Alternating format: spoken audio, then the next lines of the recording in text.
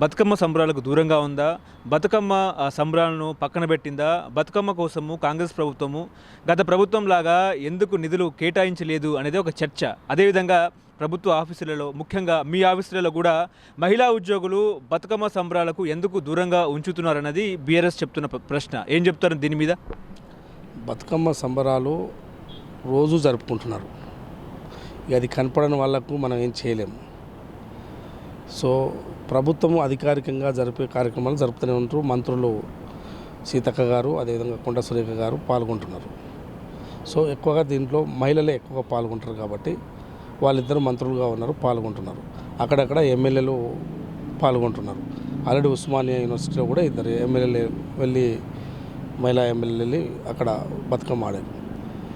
So ప్రతిదాన్ని రాజకీయం చేయాలి, ప్రతిదాన్ని రాద్ధాంతం చేయాలి అనుకుంటే ఎవరేం చేయలేరు.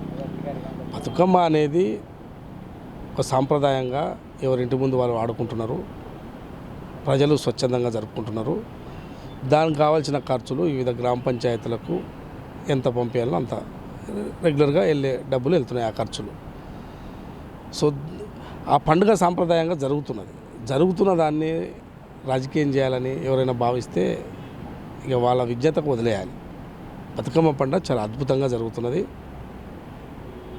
ఆ పండుగ అనేది మహిళలు చాలా సంతోషంగా జరుపుకుంటున్నారు. అసలు ఎక్కడ కూడా చర్చ లేదు, ఊళ్ళలో కూడా, పొలాల్లో కూడా, గట్టు మీద కూడా చర్చ లేదు అనేది ఒక చర్చ. మీరు అంటే చీరలు ఇస్తామన్నారు, బతుకమ్మ చీరలు ఇస్తామన్నారు, అదే లేదు. నగదు రూపేణ ఖాతాలో అమౌంట్ ఇస్తామన్నారు, అదే లేదు. నగదు రూపంలో ఎవరికి, ప్రజలకు ప్రతి ఒక్కరికి డబ్బులు ఏమి ఇవ్వకపోయేది. గతంలో వాళ్ళు బతుకమ్మ చీరలు ఇచ్చేది. ఆ బతుకమ్మ చీరలు ఏమైనాయి, ఆ బతుకమ్మ చీరల వల్ల ఎవరు లబ్ధి పొందారో తెలుసు. ఆ బతుకమ్మ చీరలను ప్రజలు ఎట్లా భావించారో, ఎట్లా రిసీవ్ చేసుకున్నారో తెలుసు.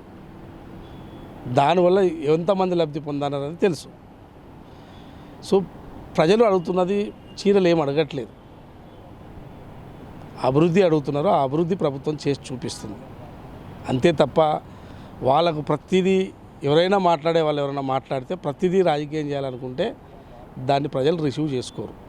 ఏదైనా ప్రజలకు ఏదైనా నష్టం జరిగేది, ఏదైనా తెలుసో తెలియక ఏదైనా నష్టం జరిగేది ఉంటే దాని గురించి మాట్లాడితే అప్పుడు ప్రభుత్వం కూడా రిసీవ్ చేసుకుంటుంది, ప్రజలు కూడా దాన్ని హర్షిస్తారు. తప్ప ప్రతిదాన్ని ఏది పడితే అది మాట్లాడితే ఉపయోగం లేదు. ఇప్పుడు మూసీ రివర్ ఫ్రంట్ ప్రక్షాళన, హైడ్రా అనేది కేవలము చంద్రబాబు కోసమే తీసుకొచ్చారు అనేది ఒక చర్చ. నిజమే అంటారా? ఏమో నువ్వు ఎందుకు కొత్తగా మాట్లాడుతున్నావు? ఇదేదో చంద్రబాబు ఏంటి, చంద్రబాబుకి ఏం సంబంధం? ఎందుకే ఇట్లాంటి క్వశ్చన్స్ ఇవి? వాళ్ళు ఎవరో మాట్లాడితే, వాళ్ళు ఏదో రోడ్ల మీద మాట్లాడితే నువ్వు తీసుకొచ్చి నువ్వు నన్ను అడుగుడేనా? ఏం సంబంధం? ప్రతిదానికి ఆయన గంట కట్టడం, ఇది ఆయన గంట కట్టడం. వాళ్ళు ఏదో వాళ్ళ రాష్ట్రంలో వాళ్ళ పనులు చేసుకుంటున్నారు, మన రాష్ట్రంలో మనం చేసుకుంటున్నాము. అన్నీ దీనికి లింకు పెట్టి మూడులు పెట్టి ఏంది అది? అర్థం లేనిది.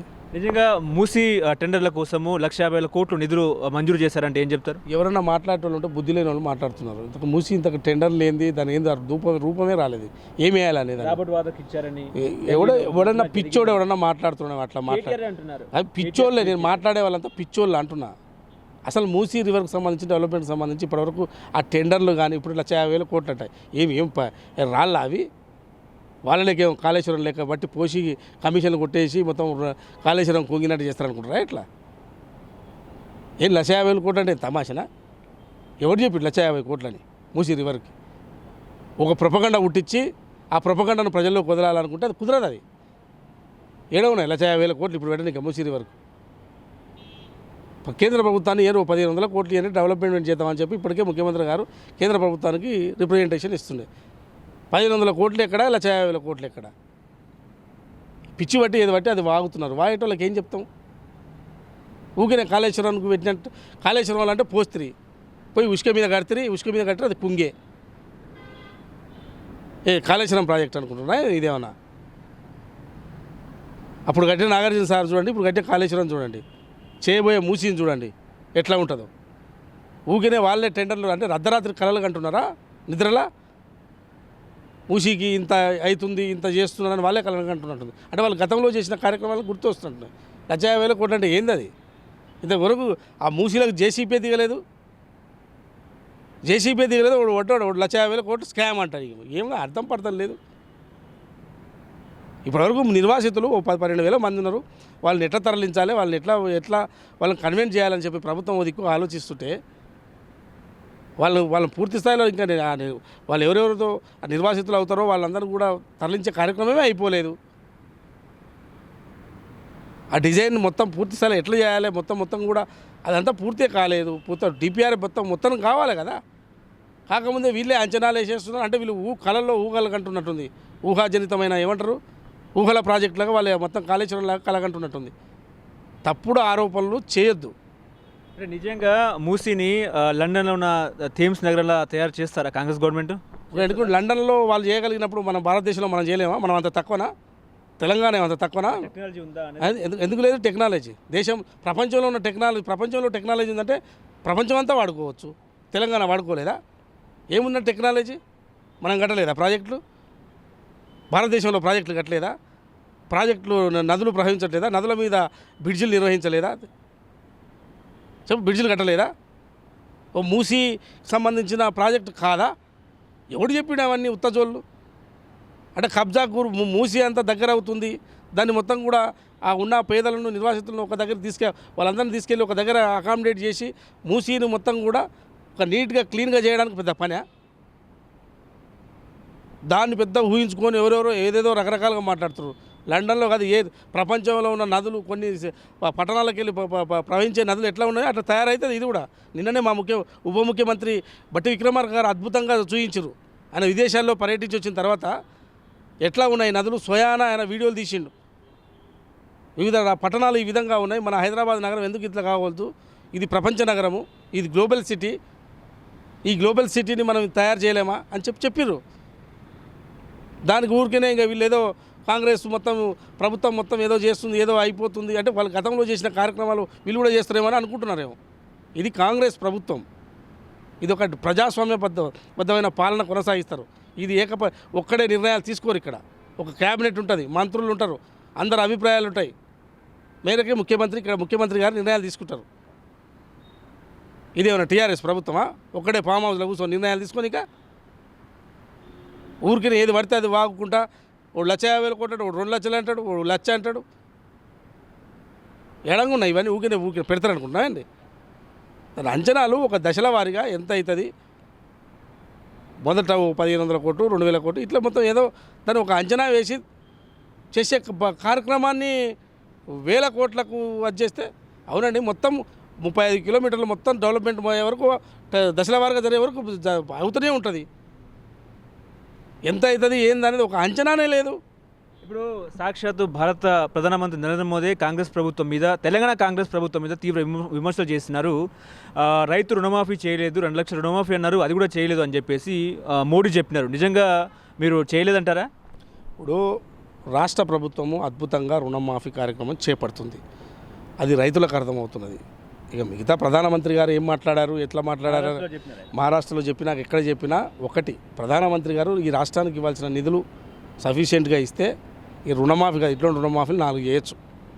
వాళ్ళు ఇవ్వాల్సిన నిధులు మన నుంచి పోతున్న ట్యాక్సు మనకు తిరిగి ఇవ్వాల్సిన అమౌంట్ తిరిగి యథావిధిగా ఇస్తే, మనకు రావాల్సిన నిధులు మనకి ఇస్తే ఇట్లాంటి రుణమాఫీలు ఇంకా 2-3 చేయొచ్చు.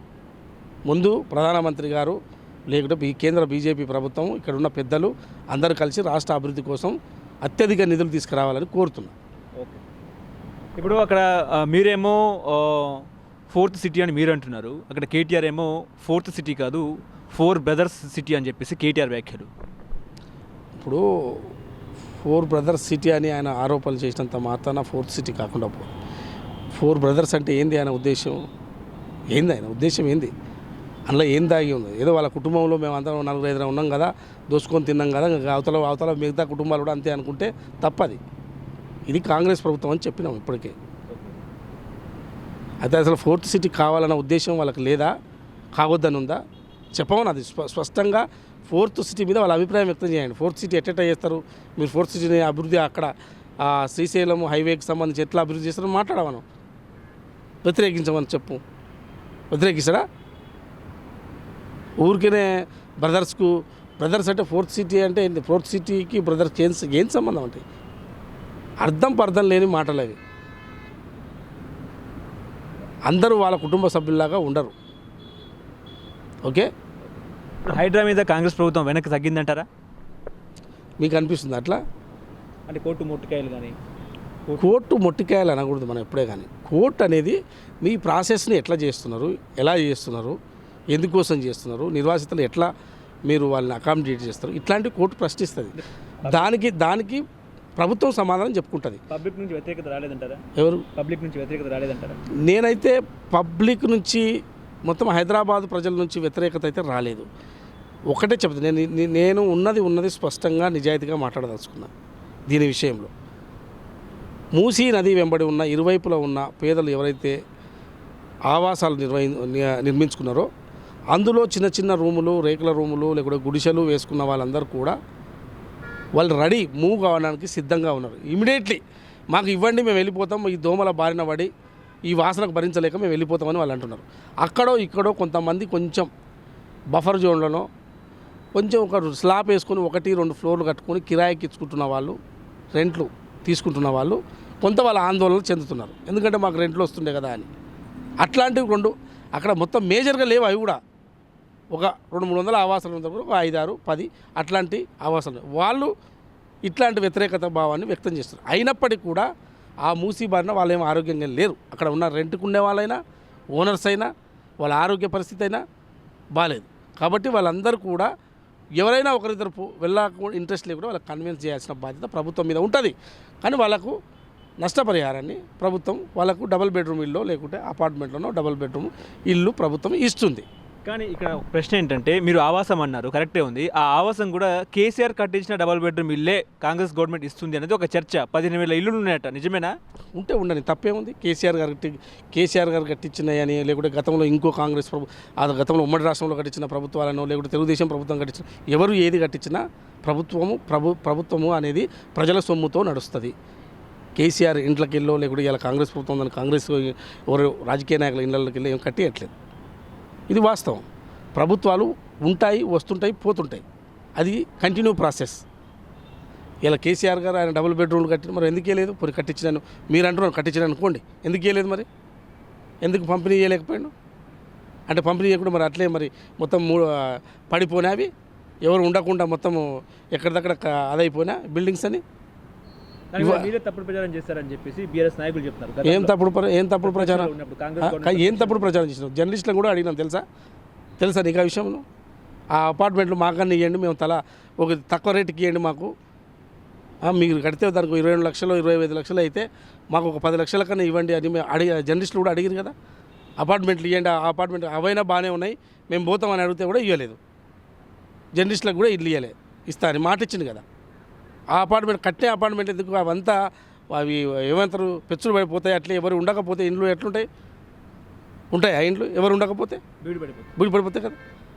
సో అది మాకు ఇవ్వండి అని కూడా అడిగినాం, ఇవ్వలే కదా.